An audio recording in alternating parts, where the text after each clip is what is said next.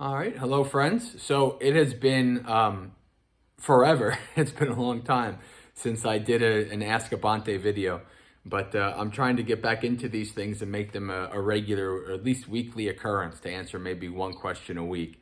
Shouldn't take too long. I answer questions all the time. It's just a matter of, before I was worried, before I started using my phone to record things, I was thinking, well, I have to set everything up and all these issues. But now it's pretty simple. I mean, I use the phone every day for morning monastery experience. So I think it's pretty simple to get back into Ask a Bhante.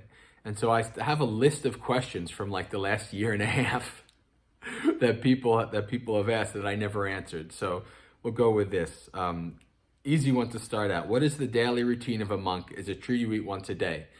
So this is a tough question. It's easy, but it's tough because there's a huge diversity, especially just in Theravada, there's a huge diversity. But if you include Mahayana and, Vajrayana, you include like all of the monks all over the world, there's a huge diversity of how the routine that we live.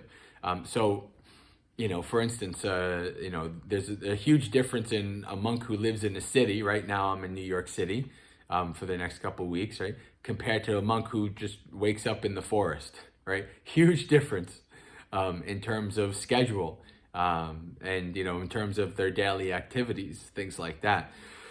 Somebody who is, lives in a city, they might be more involved with the people and what's going on with the people's lives and, counseling and talking to people and things like that. Doing lots of like house chanting and blessings and things. And I'm sure maybe also getting in some meditation and some study and all that kind of stuff as well. If you're living out in the forest, there's like forest monasteries, there's lots of work that usually needs to be done. Oftentimes there's, not, a lot of lay people that are just hanging out like close by to do it. So monks are doing all kinds of work.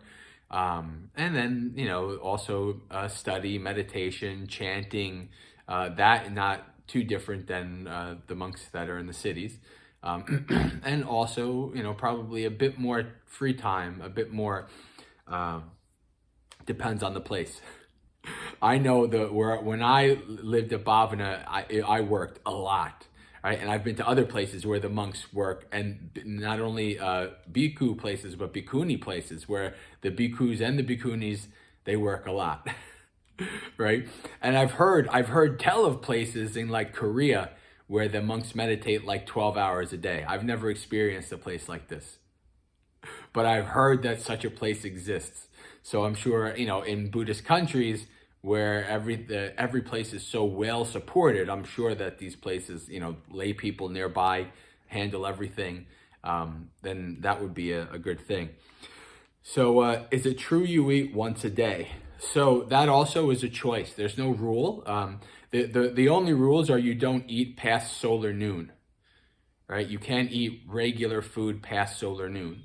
How you eat, like if you eat, 3 or 4 small meals and, up to solar moon, or you only have one meal up to solar moon, or however you eat that regard, there's no rules in that regard.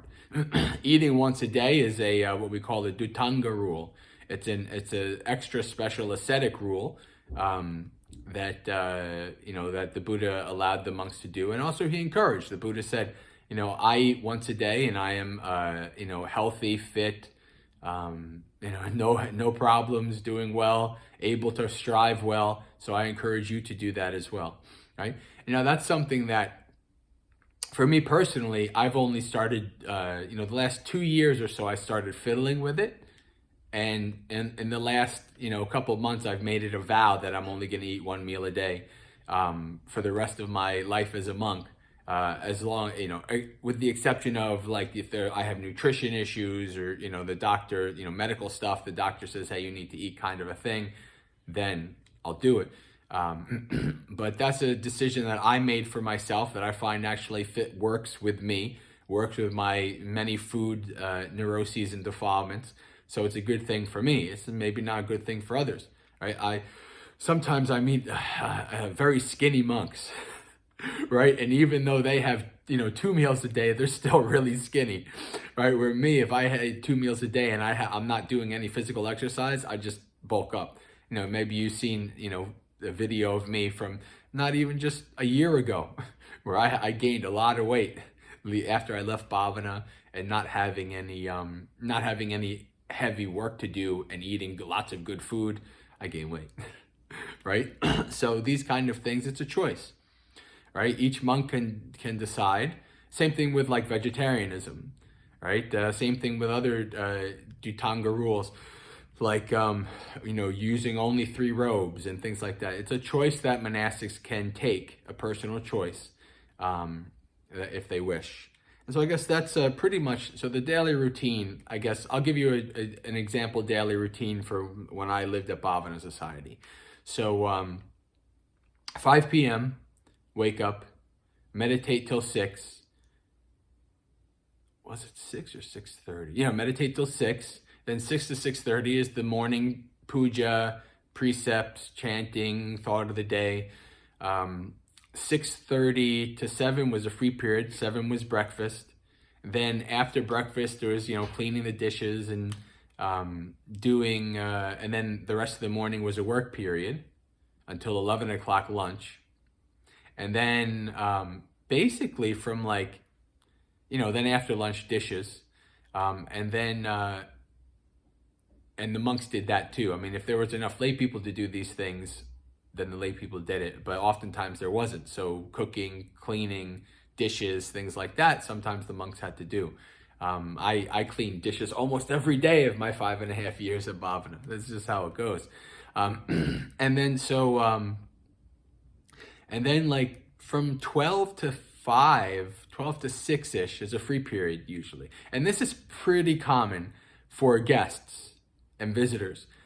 Now, if you live at a place, then usually during that free period, there's other chores. There's other work to do, right? Work that only residents who really know what they're doing can do.